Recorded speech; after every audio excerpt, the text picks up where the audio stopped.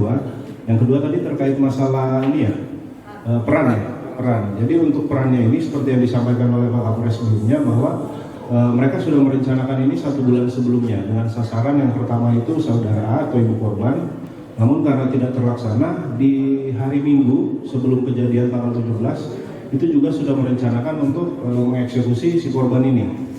Sehingga pada tanggal 17 itu jadi lokasi tempat eksekusinya itu atau tempat mereka membunuh korban ini itu sebelahan kamar. Jadi posisinya itu kontrakan kamar-kamar itu hanya sebelahan. Mungkin jaraknya itu hanya sekitar 5 langkah dari kamar korban ke tempat yang sekarang itu dipakai sebagai gudang. Ya, jadi untuk pelaku SA dan EM itu sudah bersembunyi di situ untuk mengintai. Ya, ketika ibu korban si A ini keluar, langsung disampaikan itu sudah keluar. Kemudian anaknya itu diambil, dibawa ke gudang itu. Pada saat sampai di gudang, itu mulut korban ditutup pakai tangan, ya, dibekap karena si korban ini melawan, digigit, akhirnya ditutup menggunakan lakban dulu di mulut. Ya, di situ sudah dieksekusi, dipukul menggunakan showbreaker. Ini ada showbreakernya juga di belakang.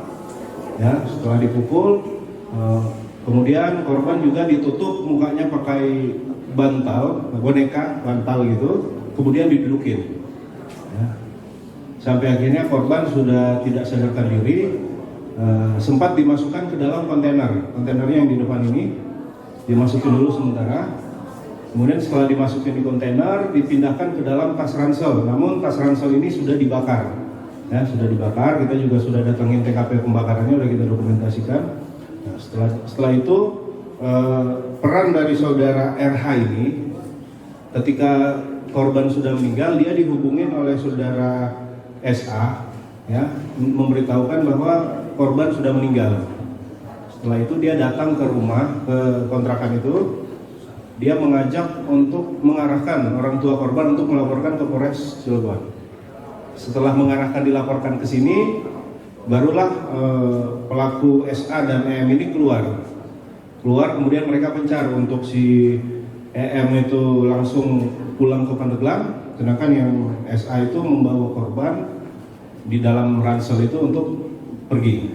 Ya. Kemudian mereka bersembunyi di daerah Ramatwatu sampai di tanggal 18. Itu mereka udah mulai keliling untuk mencari tempat pembuangan. Sebelumnya itu sempat diusulkan untuk dibakar. Nah, sempat dibakar dulu, kemudian ketika sampai di Pandeglang tidak jadi, kemudian sampai di Pandeglang di kontrakan milik saudara UH dan YH, itu mereka meminta bantuan untuk mencari jurang untuk dibuang. Sempat diusulkan juga untuk dikubur saja, tapi untuk UH dan YH itu mereka ketakutan, jangan dikubur.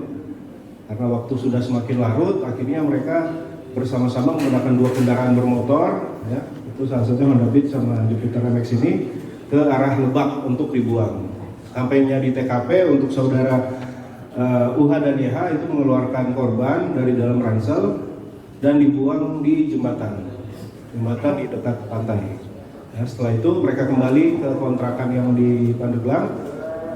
Untuk yang UH dan YH langsung membakar, diperintahkan oleh SA dan RH itu untuk membakar